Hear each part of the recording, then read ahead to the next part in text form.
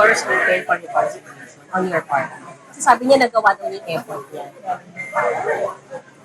Hindi ko nakita na nila. Ang pakiusap ko sa kanya, stop na tayo sususin ang gagawin.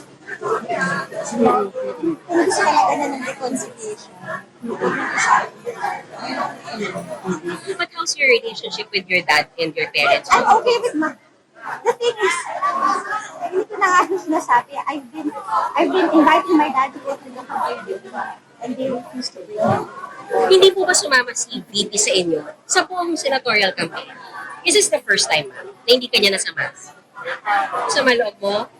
Hindi sa daddy ko. Kasi alam ko, given a choice, hindi gagawin mo. Kanina masama loob mo. Alam na natin kung kanino, dahil don't think you have to spell it out, diba? But basta, wala akong sa kanino sa diba? And again, this is an election. This is not about our personal issues.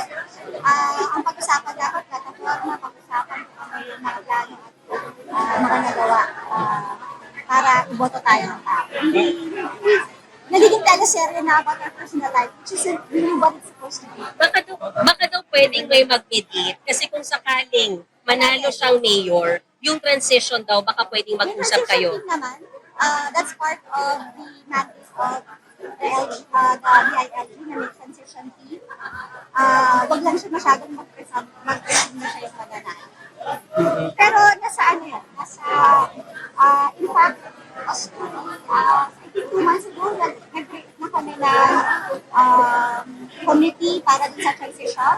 Obviously, lahat naman, kaya regardless of who will bid for mayor, yun yung lagi namin pinaghahandaan a few months before that.